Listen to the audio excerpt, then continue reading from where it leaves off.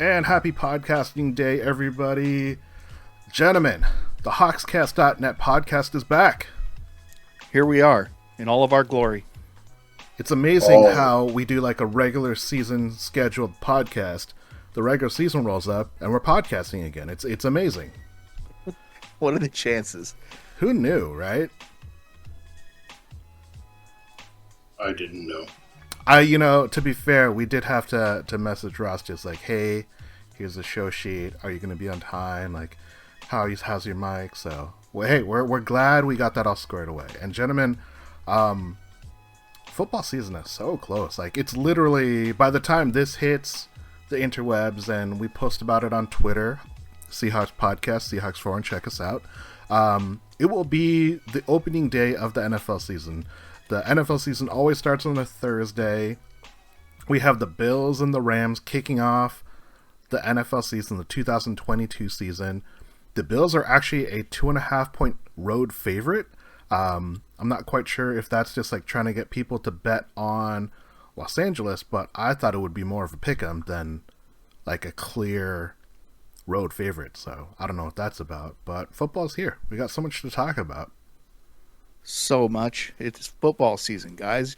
Are you ready? Are you stoked? Are you psyched?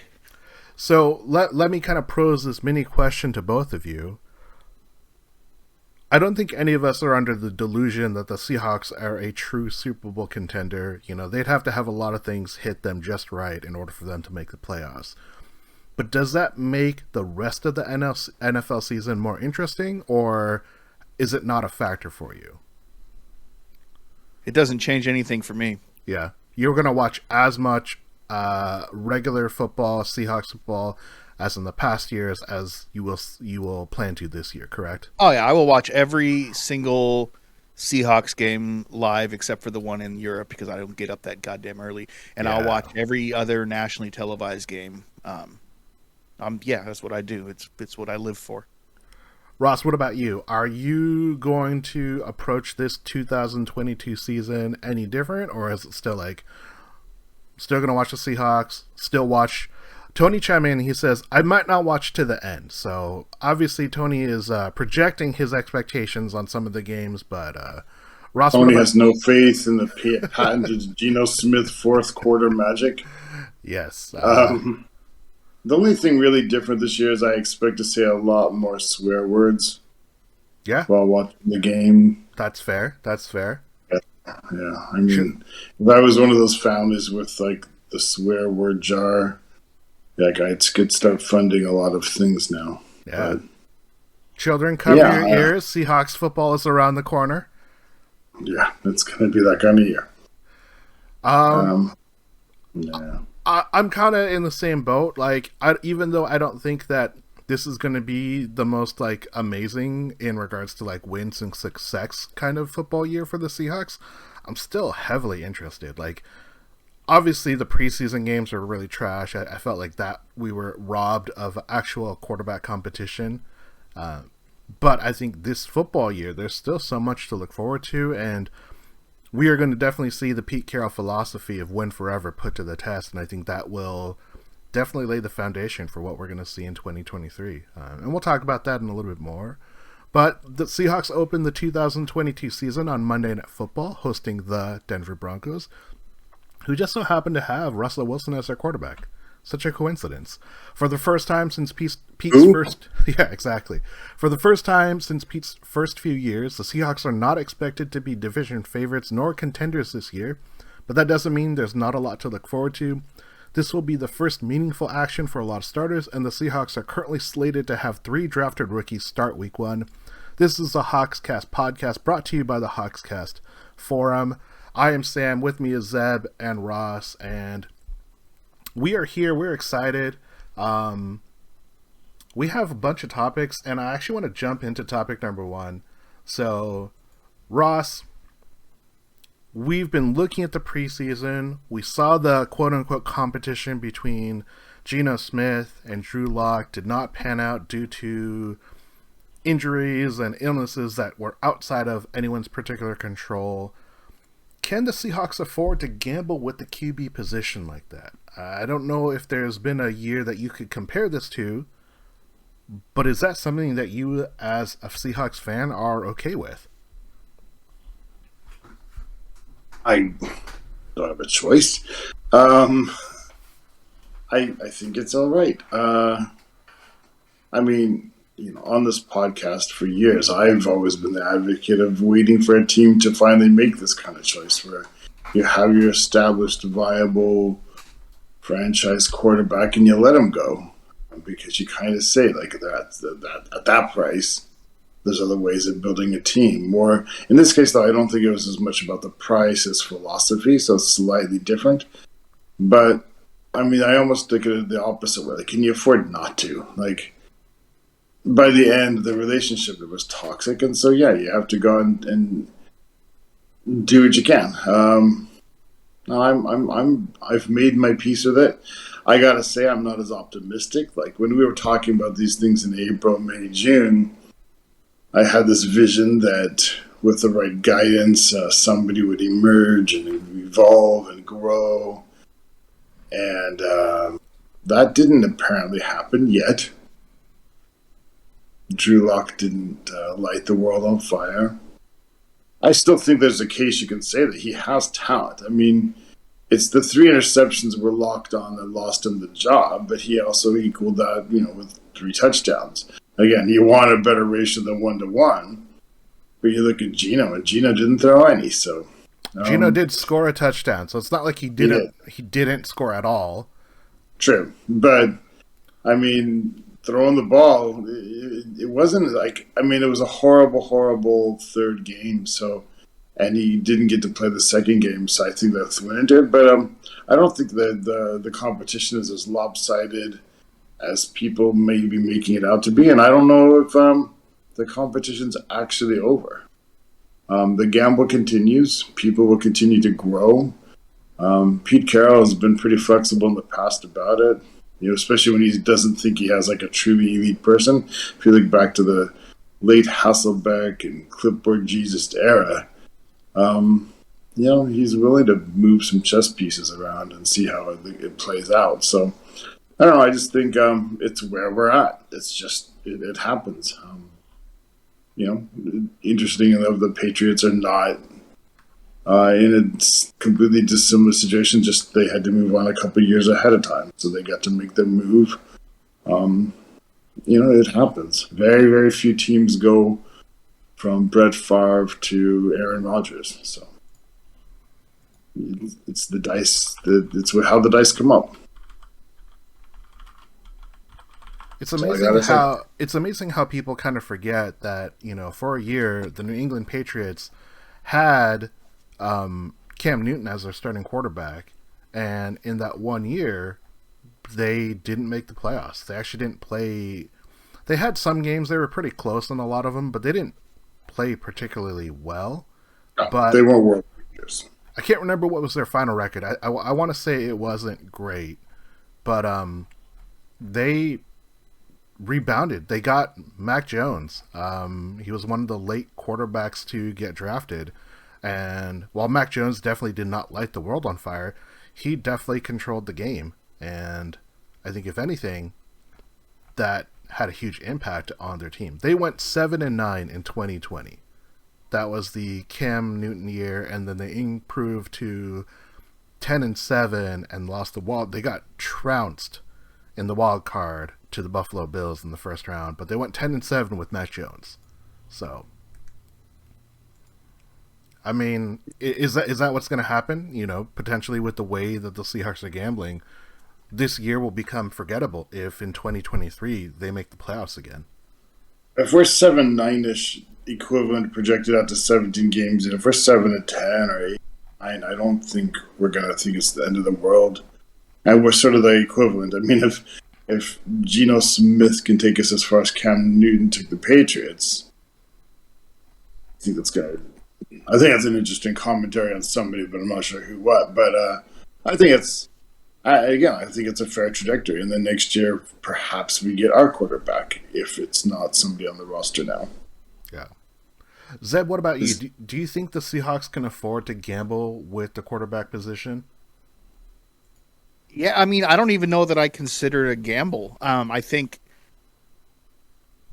I think that paying somebody that we're not sure is the long-term result, or drafting one of the guys that was available and hoping that they'd be the starter is more of a gamble, in my opinion. Because I think we're doing essentially what we've kind of hoped would happen, is we're going to try to build this team so that we are just a quarterback away at some point in the next year, 2 years. Ironically, or coincidentally, it's kind of what the Broncos did the last couple of seasons. They didn't pay top money for a guy. They just kind of went with who was available, and then they built this fairly talented roster, and they thought, okay, well, now we're a quarterback away. Let's spend the bread, and they think Russell Wilson's the guy. Whether he is or not, obviously remains to be seen, and we all probably have differing ideas on that. But I think, this is we're obviously going to talk about what we think success and failure is going to be this season for us. But they're not tanking this season, but I really do believe that the point this season isn't to win a whole bunch of games. It's to mature a young, talented roster. So I don't look at it as a gamble. I think this is pretty much exactly what Ross has been hoping the team would do for some years now, and I think it's the right thing to do based on the situation. Otherwise, we're paying Russell $250 million or whatever it is, and we're cutting in other areas. This way, that's the other thing. That's like, sorry, but like when you say that $250 million with that Denver just gave him at his age, and it's not replacing, it's adding on. So would you? I mean, forget the animosity. Say like Russ and Pete continued their love affair, and you guys and I disagreed on this on the last extension and everything. But at this point, like, would you give 5 more years? Would you have 5 more years, $250 million for Russ now? Where would you guys have been if he was still happy with the team? No, I mean, I don't. I think, I don't know, like, okay, what their relationship was and that sort of thing. It's hard to really say. Obviously, we're going to get into that a little bit, but the trajectory that this team was on was not a trajectory towards more success. It was, we'd plateaued. We were making the playoffs most of the time, but not winning in them. And that didn't seem to be changing. So I was ready to move on last season. Yeah, I think if you said, like, hey, we're going to get, like, the 2019 version of Russell Wilson, or, like, a slowly, like, lesser version over the next 5 years, I would have taken that. But to say we're going to get the 20 and 21 version of Russell Wilson and be like, you know what, if he doesn't want to be here and if he doesn't buy in, then no, we need to move on. And I think that is, to me, the sticking point. Russell Wilson clearly did not want to be here. He didn't want to buy in, and that made it all much easier for the Seahawks to move on. Yeah, exactly. Maybe we're spoiled now, but to me, making the playoffs and losing in the playoffs year after year is not success. It's not, obviously it's a privilege to make the playoffs, and it should be great, but year after year of losing in the playoffs, I'd rather them start over. It's interesting that you mentioned that, because that is the threshold. That is the expectation, especially with the talent of the coach and the talent of the roster and the expectations for the team. This kind of a reset year will really help fans kind of appreciate, like, really how valuable it is. To the larger question that we're asking, can the Seahawks afford to gamble with the quarterback position? Ross said they kind of had to, and I agree that this is something that, this is the evolution that every team faces. It is so difficult to find a quarterback, and the gamble is always keeping the wrong one. Like Jay Gruden, who used to be the coach for the Washington football team, whatever they were, I forget what they actually were named when he was that coach, but Kirk Cousins was his quarterback, and they chose that he wasn't the guy. And for the next few years, they tried other guys, Alex Smith, who got horrendously injured, and other guys, and they failed. He got fired, and he said, yeah, maybe Kurt wasn't the guy I wanted, but he was the guy I should have kept because I would have kept my job. And I think that is the gamble. The gamble is, did you let go at the right time, or did you hold on for too long?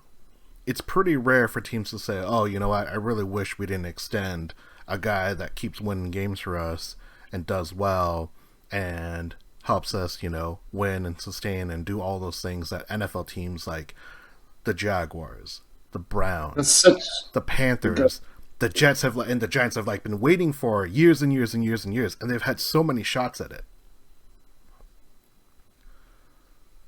It's such a good example as well, that Washington story, because we sit here on a podcast or we sit on a website and we talk about, hey, if you're going for the Super Bowl, if that's the goal, you need to cut this guy, you need to do this move, you need to do this. But for coaches, it's like, yeah, that's gambling with it's gambling with their career. It's gambling with their career. Yeah, and because you may never get another shot. You may never get another shot. And that's the thing that I think is we as fans are very detached from, because we're not in those rooms with the GM, with the owners, making the case, yes, keep this guy, cut that guy. I want to kind of talk about the Brady Henderson ESPN.com article that just came out today. Zeb, I know you saw some of the highlights. I read the article. Ross, I don't know how much of you got through it. But Brady Henderson. Wow, that was like assuming I'm like ADHD, dude. Jesus. Well, I don't want to assume. I don't want to feel like I was giving you homework before the podcast.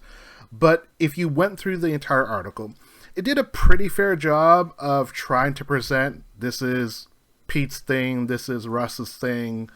I definitely feel like, as someone who is looking from the sidelines, there were definitely a lot more things that negatively portrayed Russell Wilson. And if you are the kind of person that's like a huge Russell Wilson fan, and that you're now a more fan of Russell Wilson than you are of the Seattle Seahawks, you might have been offended the way that some of the things are written about Russell Wilson and his camp. The things that I would want to highlight is things that were kind of new were that Mark Rodgers' agent was much more active in voicing his displeasure about Russell Wilson's position on the team, the fact that he didn't have a lot of power, the fact that the offensive line wasn't good enough at protecting him. You had Russell Wilson talking about how he felt betrayed by not, throwing the ball more in games that they were already ahead to kind of like boost his stats for his MVP. And I think the biggest thing that I took from that article was someone in the Seahawks front office said, and they asked this question, are we trying to win MVP votes or are we trying to win games?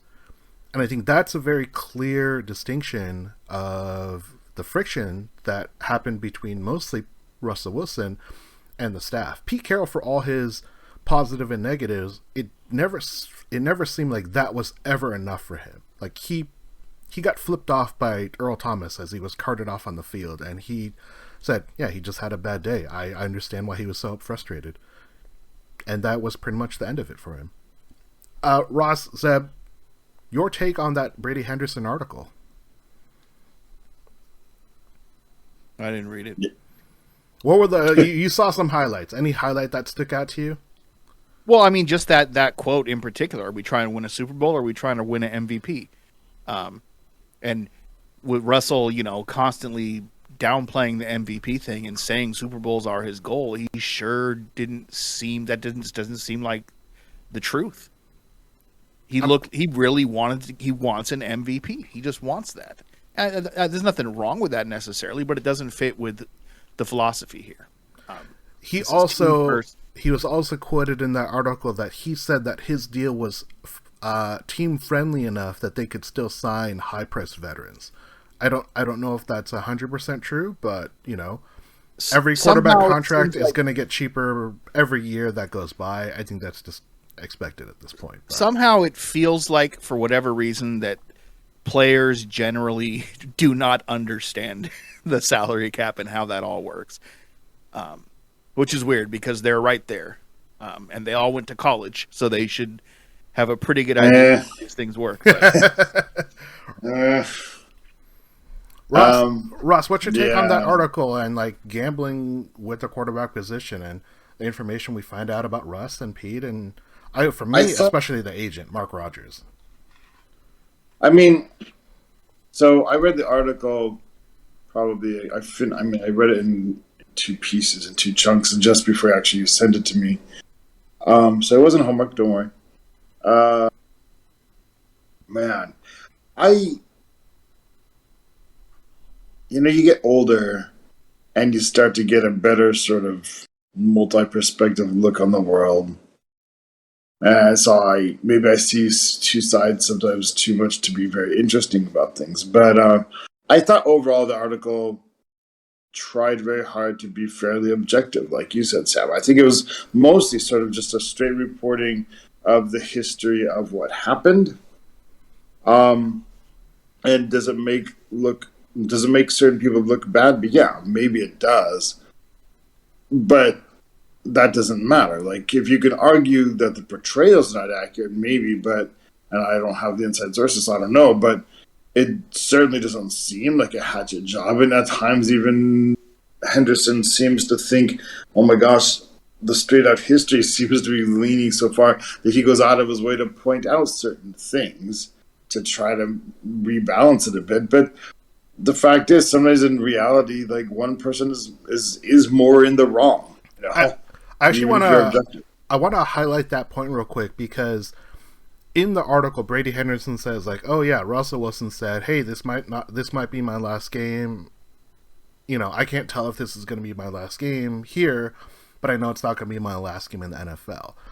And Brady Henderson in the next paragraph says, Russell Wilson has no trade clause. He could have said, no, I will not be traded away. I will not allow myself to play for any other team. Like, it was fully something that was in his control to say, like, no, I'm not going anywhere.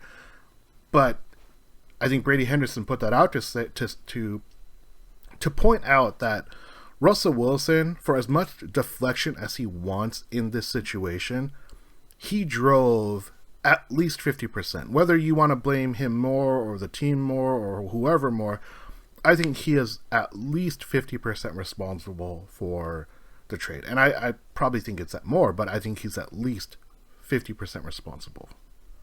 It's slightly like the Steve Hutchinson case back in the day, the Holmgren era, where, like, you can make all the excuses you want, but at the end of the day... Oh, I blame that like 50% on Ruskell because he was trying to save money, 35% on Hutchinson's agent, and then the Holmgren and Hutchinson can share the last 15% evenly. That's my breakdown. Yeah, but the thing is, at the end of the day, you can't say, there's a poison pill provision in there, and you didn't have to sign that. You could have said, no, I want to give Seattle, no matter what, a chance to match, so take that out.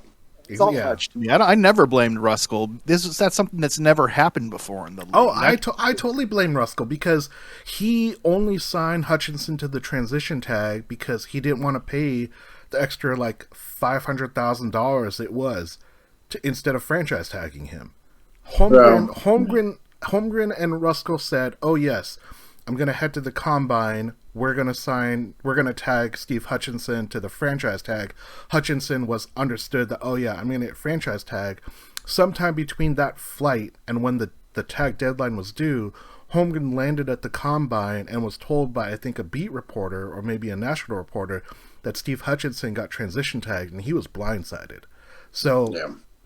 Not really the point at the moment, but yeah, I mean, like, but you can say the same thing. At the end of the day, Russ, like you said, he didn't have to sign, or he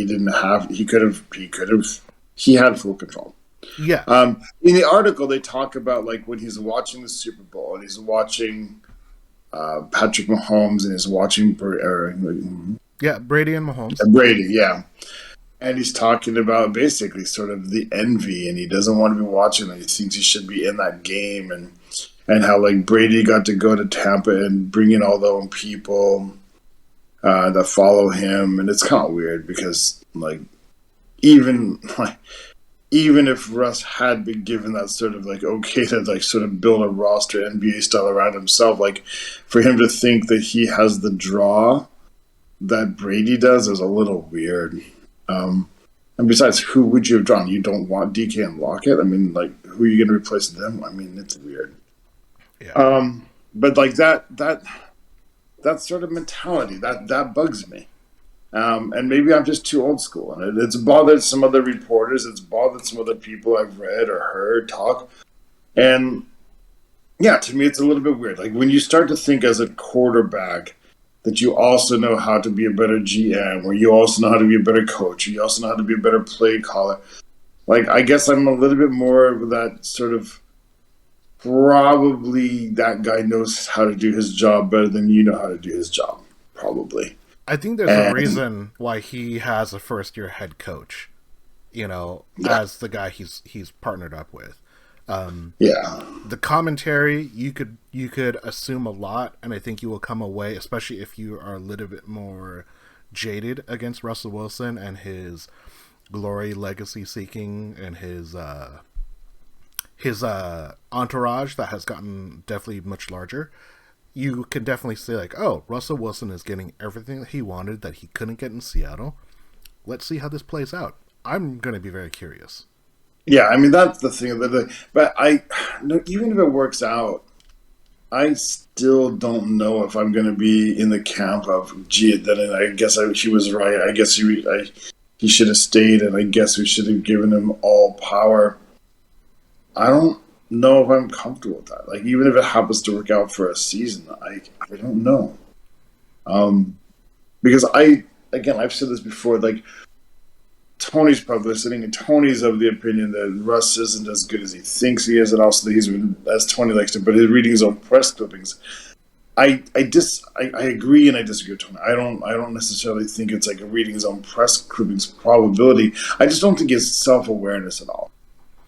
And I just don't think, for example, I don't think there's a tight end out there like a Gronk kind of thing that would follow his clout and come in. I don't think he has the cred with players that he thinks he should have or he thinks he has. I don't think he's going to be successful drawing up game plans like he thinks he is. I don't think he can run any offense except for the offense he runs, and I worry about his diminishing tools to run it. I don't know. I feel it's really weird because my reaction to the story is a little bit sad.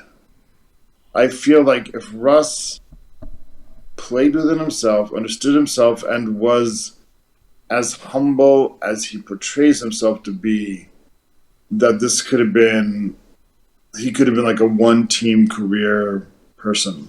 Yeah.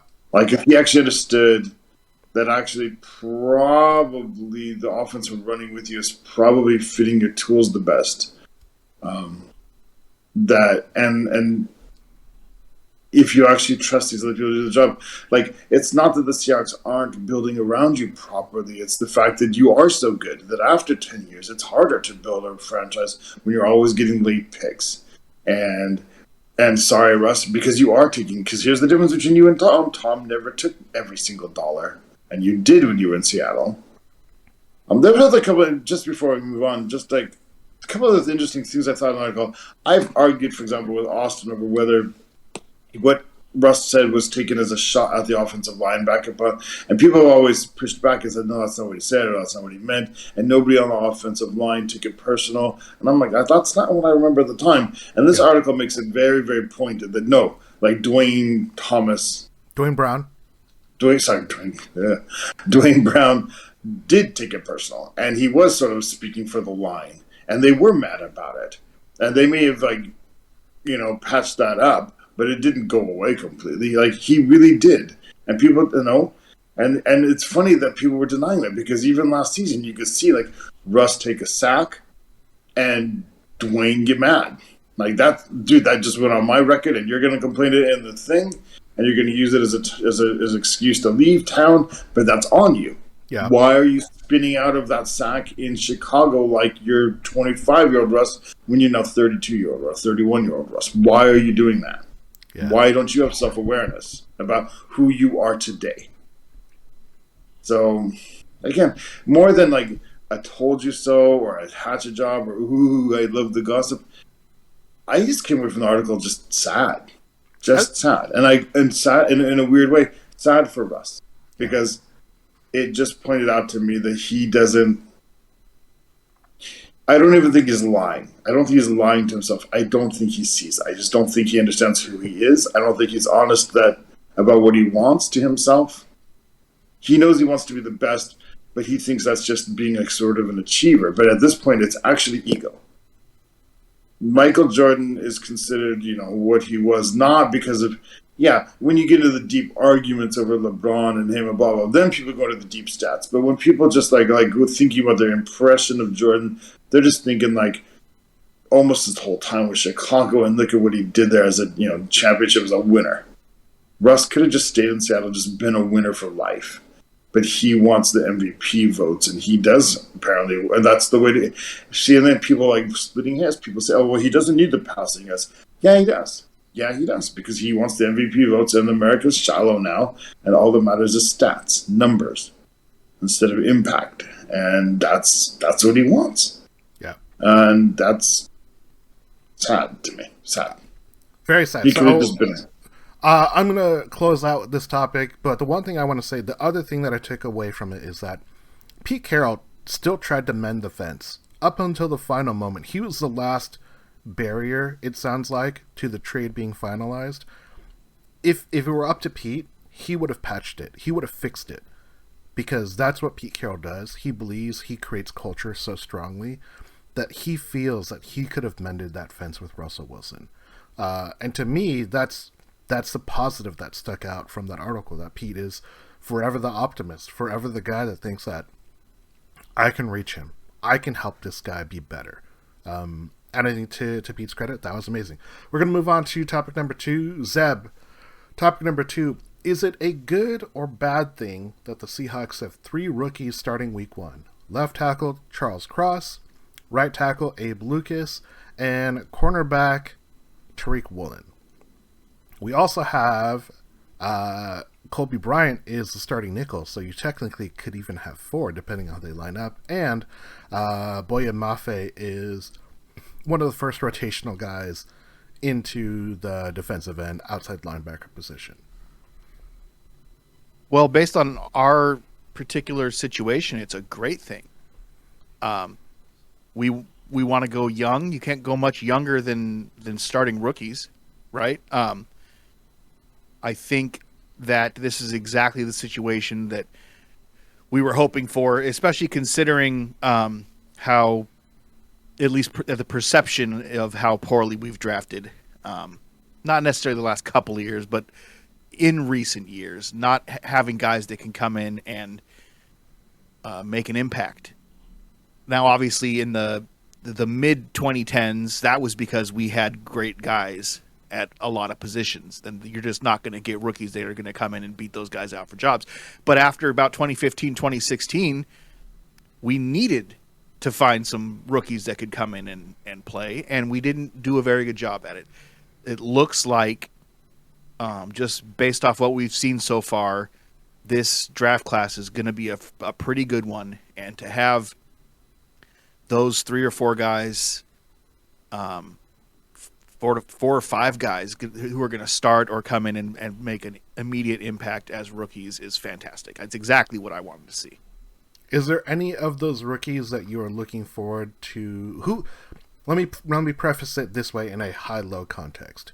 Who has the most pressure to be good at their position, and who has the least amount of pressure? It could be even someone that is going to get less snaps because they might not get like the starting snaps.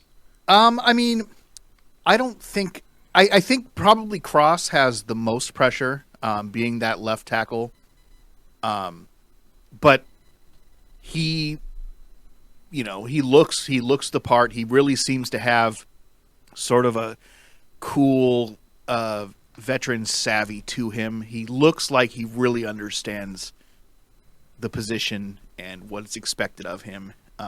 Not that there won't be bumps in the road. Of course, he is just a rookie, but he looks like he has some of that veteran savvy to him already. Like he really understands it. So I think he's up to the challenge. Obviously, Woolen starting at cornerback is going to have a lot of pressure on him as well. I think a guy like Mafe probably has the least pressure because he's going to be probably put in situations where he's just going to get after the quarterback, I imagine. And he's probably going to have a lot of fun doing that. Nice. Ross, what about you? Is it a good or a bad thing that the Seahawks have 3 rookies starting in week 1? It's obviously a great thing. Like, got our draft mojo back. I mean, maybe it's situational, but at the same time, there were alternatives at some of those positions. I mean, to be honest, like if Cross hadn't shown up at all in training camp as a good player, they probably would have gone back to Dwayne Brown, honestly. If it was like, because he was available late. Yeah. So I think it's when you draft a cornerback in the 5th round and he's the one who shows up the most and you announce him as a starter, I mean, there's a school of thought that says, geez, that's how bad you are. But I choose to take it the other way. No, that guy's, there's going to be some growing pains, obviously. And that's, and maybe it's one more good reason I hadn't thought about this, but maybe it's one more reason it's better to have Gino back there. The veteran guy who maybe has a couple more tricks up his sleeve to deal with the left tackle not picking up a blitz or not the right tackle not figuring something out. But we're going to take our lumps at the corner. We're going to take our lumps at those ends. But I think it's an incredibly positive thing that you can have the confidence to put those guys out there, and that even beyond those 3. You have some guys who are going to, some other rookies that are going to be rotating in quite a bit. Mafe and Kenneth Walker, once he's healthy, you got to think he's going to be in there quite a bit. So I didn't see who they announced as their starting nickel cornerback even. Yeah, they didn't announce the starting nickel. The first official depth chart had Kobe Bryant, and I want to say, it might have been Sydney or Artie. I think it might have been.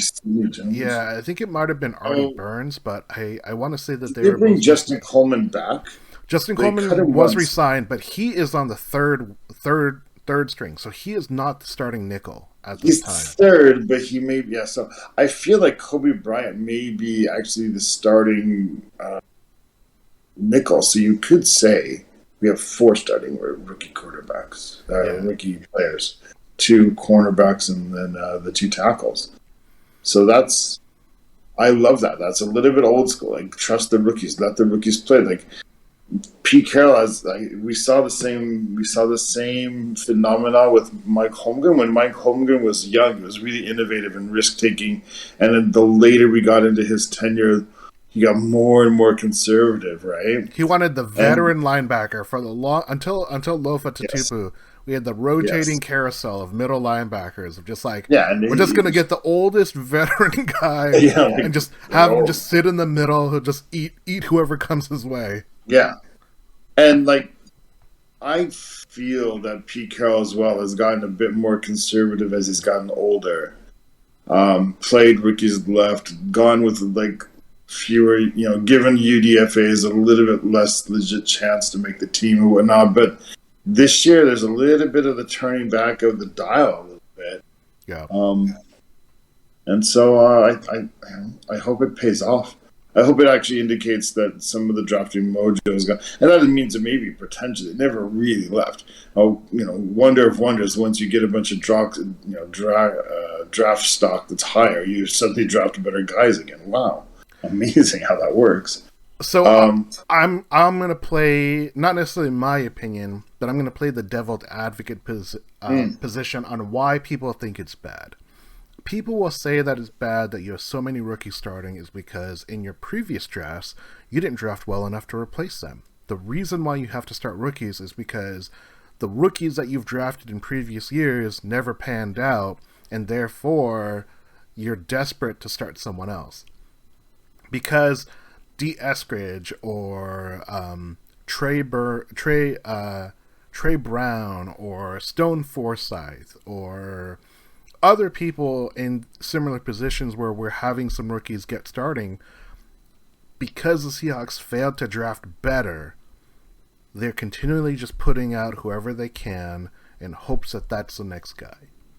Well, there's something to that. You could say that in a way, but you look at left tackle, and we had Dwayne Brown, who's borderline Hall of Fame, and he's just gotten old. So you didn't need to replace him up to now. The other side, yeah, I mean, okay.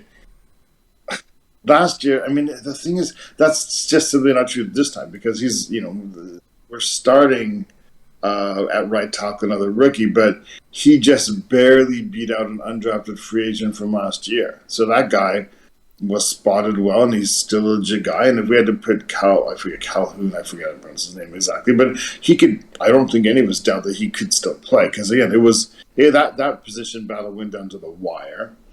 At the corner, like we let Shaquille grow. Like we could have extended him, but he seemed to be like fringe. Like cornerbacks go for a premium, and he's not quite worth what you would have paid to keep him. So I don't think we failed with that. It's just that is the rotation. That's the nature of that position as well. So, I mean, it's not to doubt that we've had some failed drafts, but I don't think this particular example is a symptom of that. In this case, I just think that, yeah, this is the year you needed to replace your left tackle. This is the year you took a gamble on another right tackle, and wow, he ended up being good enough to start over the guy who the last 5 games last year did really, really well. But this guy's even better. Wow. I think the other thing, to get off of my devil's advocate position and to center myself again, the only reason why the Seahawks were even able to get a guy like Charles Cross is because of that trade. Because they were able to get the number 9 pick. If they were drafting, even imagine they didn't have a terrible 2021 season and they were just okay. Let's say they got 10 wins. Maybe they still didn't make the playoffs at 10-7. They would have been drafting in the low 20s, high teens. They would have been left drafting someone like Trevor Penning. And that guy, he's on the IR, I believe. He got drafted by the Saints. That guy looks like a hot mess. I don't know if anyone's seen his highlights, but he's the guy that keeps playing way too rough and grabbing and pulling after the play is dead, and he did it in the Senior Bowl. Some people thought that showed grit and determination because he's playing through the whistle, but to me, they just look like a bunch of cheap shots. So I'm happy that they got Charles Cross. I think starting rookies for what this team is going to be, it is really the best thing. If they had put out Curran, or if they said, you know what, Charles Cross just isn't ready yet, I think, like you said, they would have had to have re-signed Dwayne Brown, and I think that would have really have messed with what they want to build for the future. So the fact that 2 of them are starting on the bookends, I don't see any reason to actually think that that's a bad idea.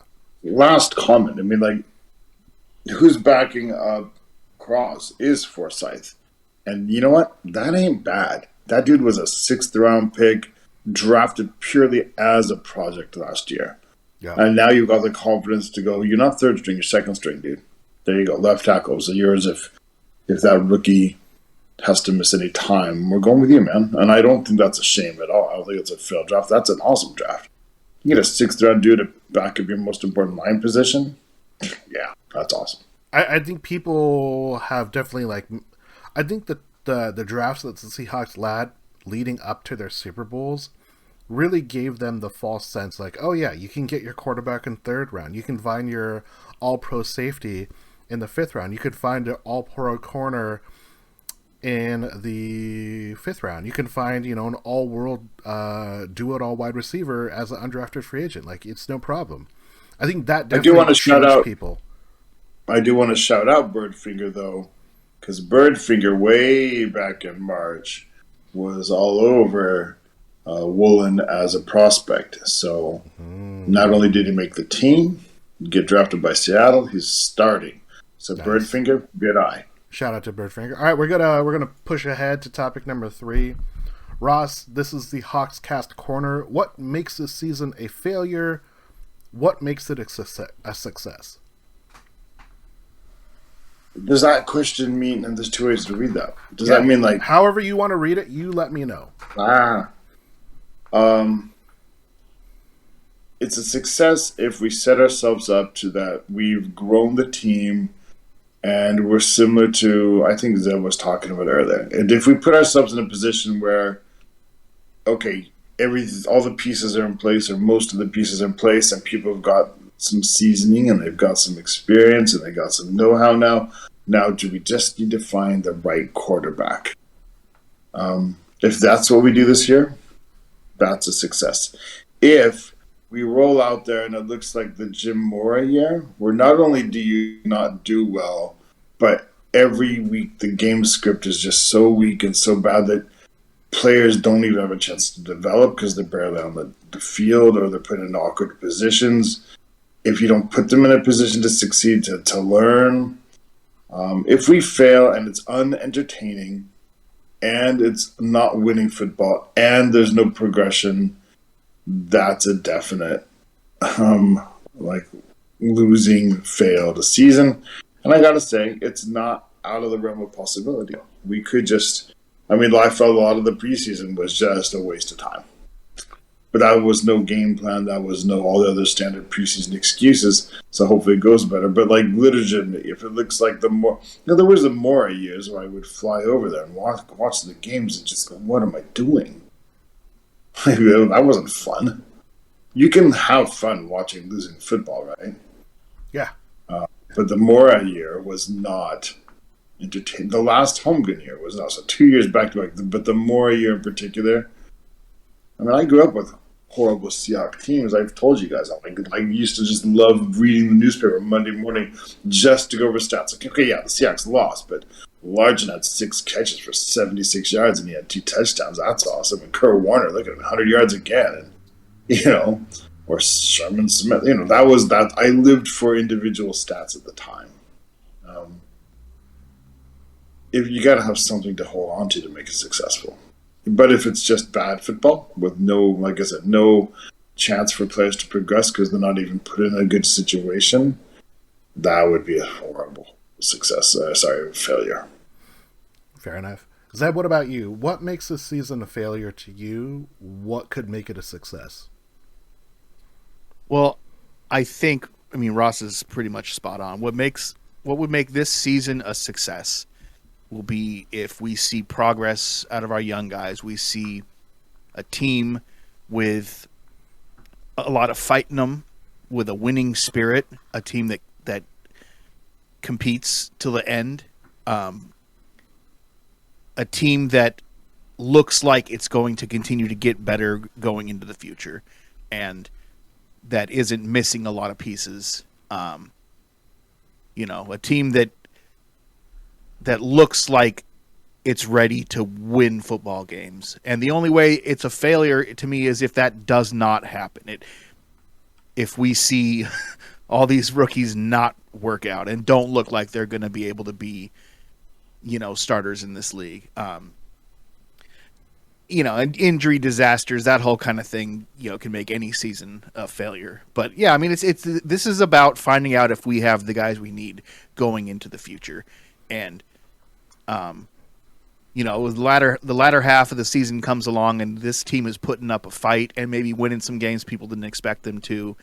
And we see these young guys looking like they are going to be the starting quality guys that we want them to be, the impact players we want them to be, then that's a success. That doesn't matter if we win 4 games or 9 games. Obviously, if we win 12, 13 games, then that's a fantastic success. Not likely, but, it's not, to me, it's not about how many games we win. It's how we play in those games and how these young guys progress as the year goes on. But will you remember that Monday night? We'll talk about Monday night in the next topic. Yeah, we sure will. You guys have been drinking the Pete Carroll Kool-Aid for too long. Too long, you guys have just sucked into this idea. No, it's not about the destination. It's about the journey. No, the season is a failure if they get the first pick in the draft, and it's also a success if they get the first pick in the draft. That is the easiest way to talk about it. No, honestly, that's some Kool-Aid, dude. No matter what, we win. Well, it's failure and success all wrapped into one. But it's a time failure and then a time success because once the season's done, it's all about the draft. No, but I think to both of your point, it really is. What is the foundation that the Seahawks are building? They've got great foundational pieces that they could use for a long time. Jamal Adams, Quandre Diggs in the safety position, DK Metcalf, wide receiver, Tyler Lockett for as long as he can continue to do what he's doing. Those are great cornerstone pieces in your safety position and your wide receiver position. If Abe Lucas and Charles Cross end up being your starting tackles on the outside for the next 5 to 10 years, that's like a dream.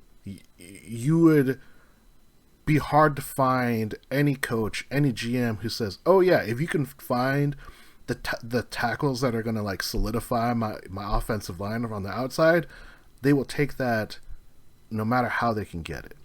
And if that's what you're building towards, then yes, that success makes it so that there's so many more risks you can take in other positions because you have key positions locked up. The failure really comes down to is, can these rookies sustain? Can they be successful? We had Damian Lewis 3 years ago have a great rookie season. He was ranked as one of the best rookie guards in the NFL. I think he was even named to the all-rookie team. He had kind of a down year. He moved to a different position. He wasn't regarded as being as good. It seemed to be a little bit of an issue with maybe the center play and, maybe different responsibilities. And now he's, dealing with an injury. Hopefully he's going to come back soon this year, but he is going to miss a few games with, I think it's like a high ankle sprain is the most recent injury. The dreaded high ankle sprain. Yeah, it's like the timeline for that is so like inconsistent. But the opportunity, the foundation that they're building is so high because what we are seeing right now is so promising. And I think the fact that it is so promising makes it so that when they have to fill the other positions, especially the quarterback, they have, a much, much greater risk window to say like, hey, we're going to roll the dice on this guy and we can decide whether or not it's going to work based upon everything else being set up. And I think that is exciting. It's not maybe exciting week to week as we're going through the season, but as the season finishes and as we go into this future, I think that's what's exciting and what I'm looking forward to. All right. Final topic of the evening. Topic number 4, the Denver Broncos. Zeb, is this the one game you want the Seahawks to win? I want the Seahawks to win every game. But I don't. In my opinion, this game isn't any more important than any other. I hope we get some good hits on Russ. I hope he gets booed in the stadium.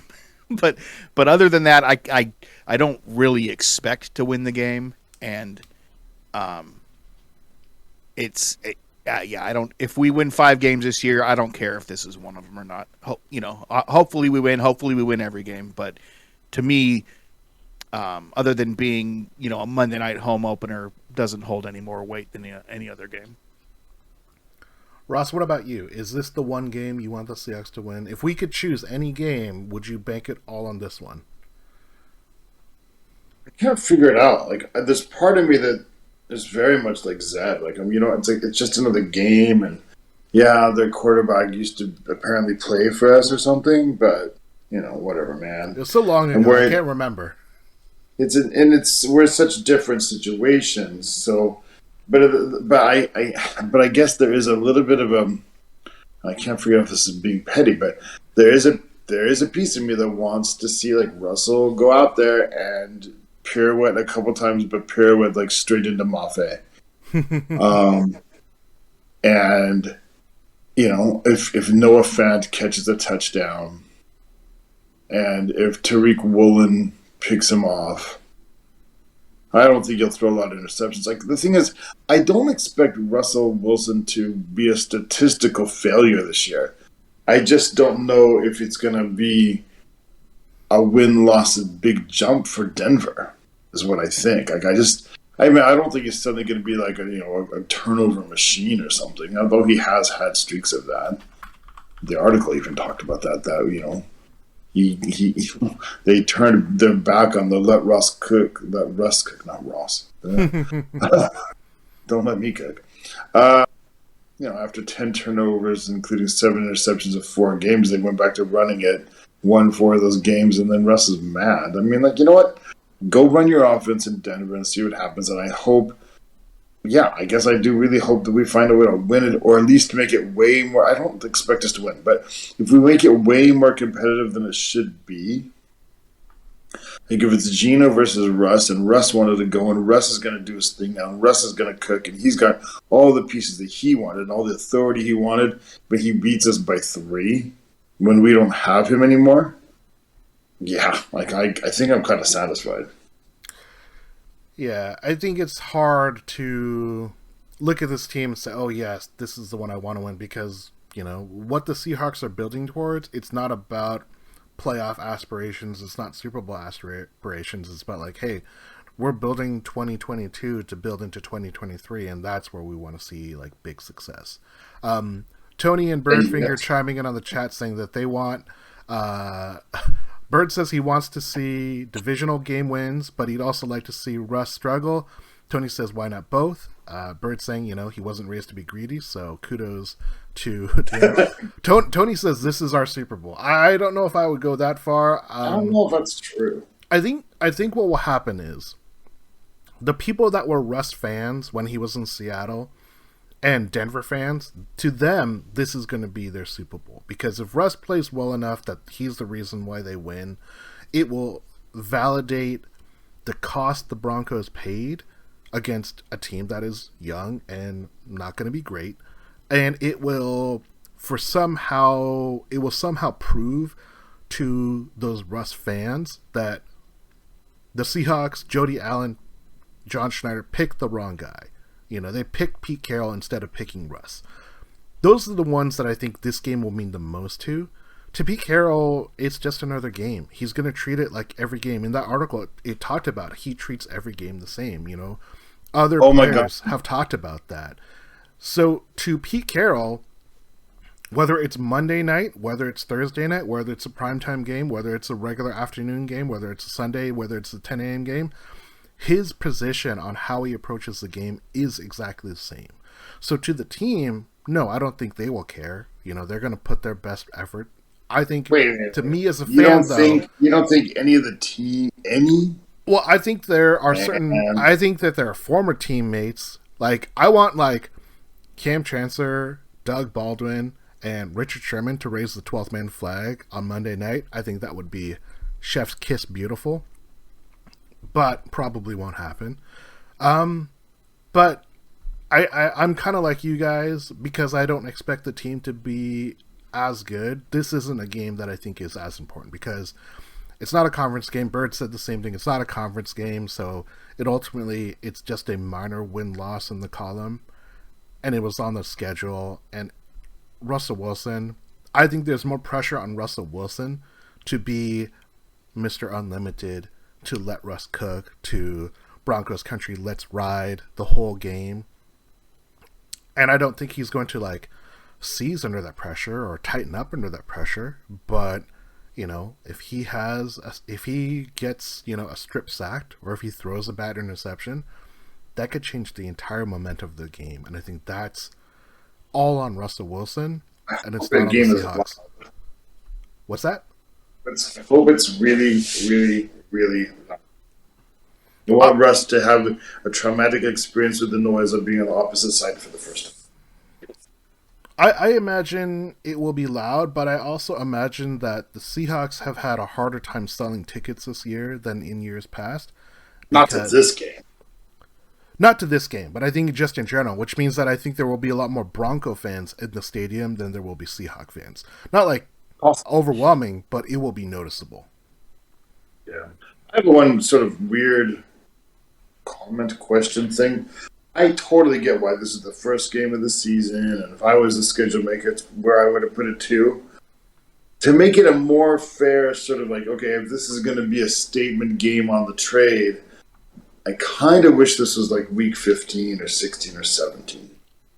I think the reason why they don't do that is because if Russ is injured in week 15, then yeah, I know there's all kinds of reasons not to, but like I just think we need to keep it in mind. Like, you know, we are starting 3 rookies. We're starting a rookie cornerback against Russell Wilson. Like, yeah. So yeah, that's something to keep in mind. Like, I wish the sort of the verdict was the verdict game was going to be in week 17, not 1. Sure. So, does that, you know what I mean? Does that make sense? I think it makes sense, but you know, because everybody's going to be like, I mean, like Russell Wilson's going to win this game, and like, you know, all the Russell, you know, pro Russell people are like, see. I'm like, yeah. We don't have a quarterback yet. We're still learning. Let's give our draft picks that we got from him some time. And by the way, we haven't even got all because we get some next year. So, you know, give us some time, man. Like it's gonna be portrayed as the verdict. You know, like what was the, and it's not. It's the very, very first game after the trade. Right, but that's also lazy writing, which, you know, the national media, they have deadlines to meet. They're going to write simple stories. They're also going to write NFL so much and focus. Sorry, last thing. Sorry. They're also going to, like, when you said something a second ago, it kind of reminded me, like, they're going to show so much coverage of, like, Pete before the game shaking Russ's hands and smiling, and then like they're gonna like see they're all smiles now, but we know that they're, you know, there's behind the scenes there's some animosity. It's like no, like Pete really does just. Well, that's stuff. He's so zen. Yeah, and I think that's what drives people kind of crazy. I want to point out real quick before on the last topic here, NFL.com does weekly previews for all the games. They have 9 of their media pundits predicting that the Broncos will win. The Broncos are a projected 6.5 point favorite on the road. There are, I think, half of the scores it's by 10 points or more. There are a few where one's giving it's a 19-18 game, Broncos, and then there's one person, 24-21 Seahawks. So who's that? Daniel Jeremiah of NFL.com, I believe. I've always liked Daniel Jeremiah. Smart man. Smart man. Final thoughts on the Denver Broncos and this one game. Everybody tells me that Russ went to a more talented team. Is it true? I think their defense has more of a pass rush, but I don't think that their running game, compared to our healthy running game or our wide receivers, is even. We stole their tight end, so their tight end's not going to be as good. I don't think his line, maybe, I don't know. I mean, you can't compare our line because our line's built with what we got for him, but I don't think of the Denver Bronco offensive line as being like amazing. I think certainly their offensive skill positions are not as good, I don't think. I'm trying to be objective, but I don't think they're as good. I think their secondary in the corner position is stronger than ours for sure. They just have guys that are more. They have had a greater track record than any of one that we're going to put out at the corner position. Right. So their defense is better right now. Right. I think their linebacking core is going to be a little bit. Bird says newish defense is a question mark, and I think that's where I think it's a little bit more questionable. But this is, and we're going to get into this prediction. Was looking at the defense; he was looking at the offense, right? But I think if you look at how Pete Carroll and Shane Waldron will want to play this game, it will be my hope is it is the most Pete Carroll game ever. Like, we run the ball, and then we run some more, and Gino only throws 15 times a game. But you remember like last year, like New England played in Buffalo and Mac Jones threw the ball legit 5 times. Yeah. That was beautiful. Like, I would love that. Like, yes, Denver Broncos have really good cornerbacks. You know what? So don't even give them anything to do. All right. But that's going to take us to our predictions, though. So, Zeb, I'm going to hit you up first. For our first prediction of the podcast, what's your final score? Broncos versus the Seahawks. Seahawks 27, Broncos 24. All right. Good score. I like it. Ross, what's your final score? Broncos 27, Seahawks 24. I think it's. I don't know if it's going to be a high scoring affair. I think it's going to be a little bit around the points you guys have made. So I will say Broncos 21, Seahawks 14. I think it will be a 1-score game. That's my prediction. Zeb, who is going to have more attempts? Russell Wilson passing attempts or Seahawks total rushing attempts? Russell Wilson passing attempts. What number are you throwing out there? How many times are you going to throw the ball? 69. Oof, that's a lot. Let's let him cook. Let him cook. Ross, who's going to have higher attempts? Russ passing or the Seahawks rushing? Russ is going to throw like 44 times. Ooh, so many throws. So I guess that's. I don't know, man. We could. What if they just come out and run? Oof. And that's. What if like Javonte and Melvin Gordon just like go off for like 40 carries total? Oof. Yeah, Russ throws like 17. He's like 13 of 17, 112 yards. Yeah. and like That and he's would like be- that's okay. Next week. What if like somebody in Denver's just playing like a super long con game, and like Russ has like averages like 15 throws a game, like walks out mid-season. I'm going to predict that the Seahawks have more rushing attempts than Russell Wilson passing attempts. That is going to I be my want to, prediction. but then I do math, and then like it's hard to come up with the right. I have a hard time figuring out the math on that, though. Yeah. Because I don't think they're gonna run Rashad Penny 40 times. Yeah, they got Travis Homer and DJ Dallas, man. They've been looking good in the preseason. Yeah, because that's their level. Like, there's those certain players who are too good for the preseason. I agree, but they just didn't play good. They like dominated their. They their did. position. I mean, you've convinced you. I'm on your side. It's a James. Do you guys know who James Wilder is? Yes. No.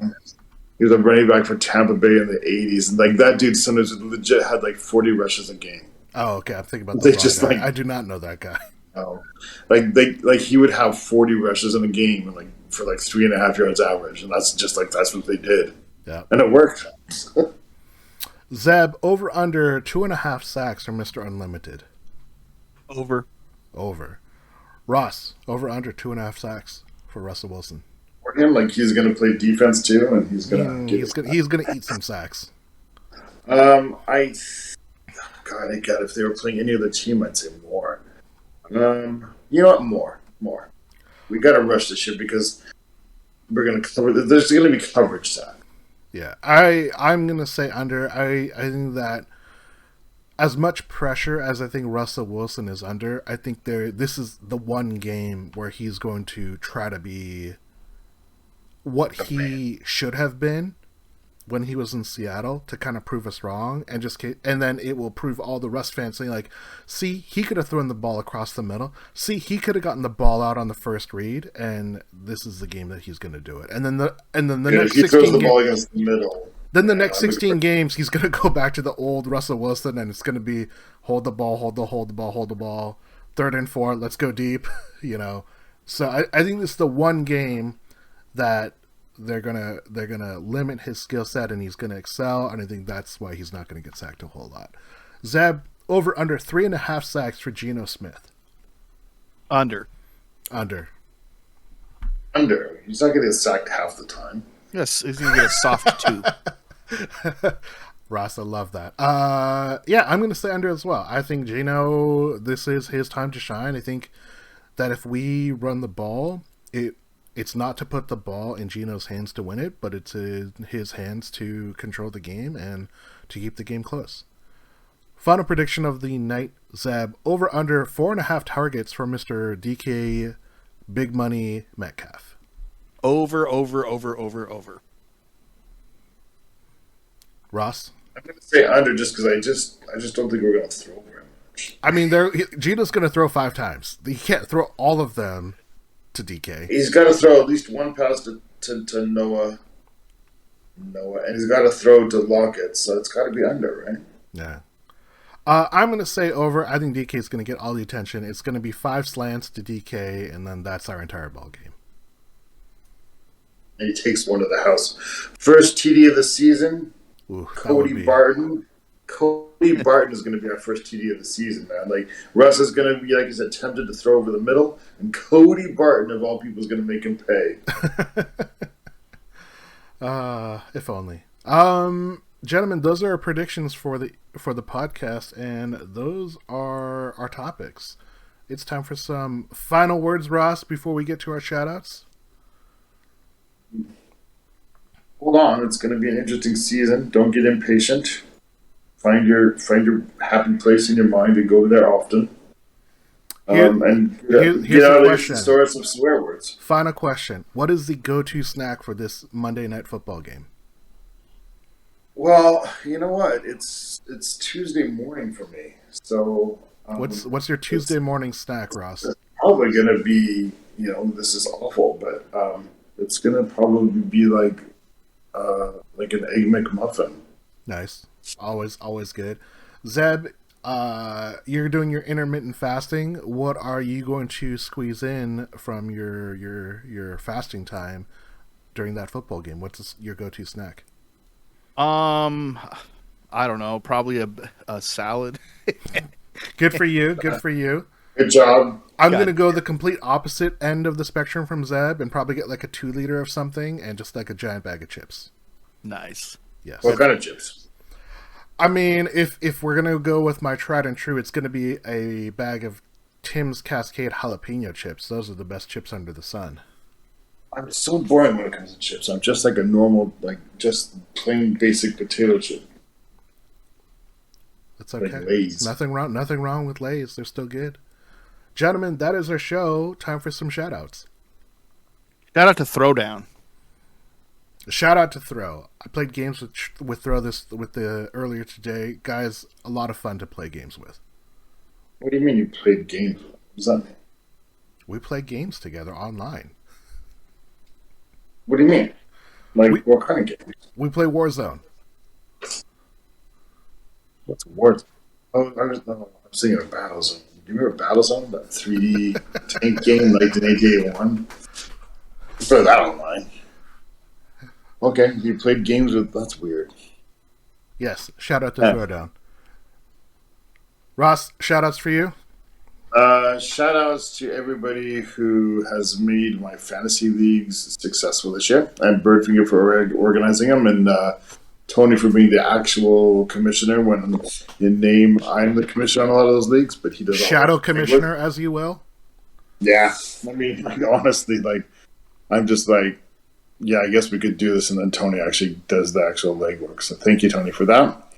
And thank you for all the people who put up with the nonsense, because some of the leagues we organized, we didn't know we were doing it first last year or this year, but they've all turned out to be really cool, and we've got a really good crew in them. I like that. Shout out to Yumi, who has been really, really awesome and doing her best with everything lately. I've just been so impressed with her. And shout out to you guys. Well, return the shout out to Zeb and to Ross. Gentlemen, always love doing the podcast with you. Really looking forward to this football season. There's going to be a lot of fun things that we're going to talk about. Goods and bads, highs and lows. Shout out to Tony and Bird for chiming in on the Twitch chat. Please check us out at Seahawks Podcast, Seahawks Forum. Go to the website, hawkscast.net. I am Sam. With me, as always, is Zeb and Ross. We're really looking forward to this year. Tony, go Hawks. And we're going to do... We're still doing go Hawks. I'm still kind of unsure where we're closing out with here. Fly. What was it? Soar High Seahawks Country? Soar High Seahawks Country. Let's fly. Soar High. Something like that. Go Seahawks. Go Hawks. I had a better one a few weeks ago, and I forgot what it was. Yeah. Soar High. Go Seahawks.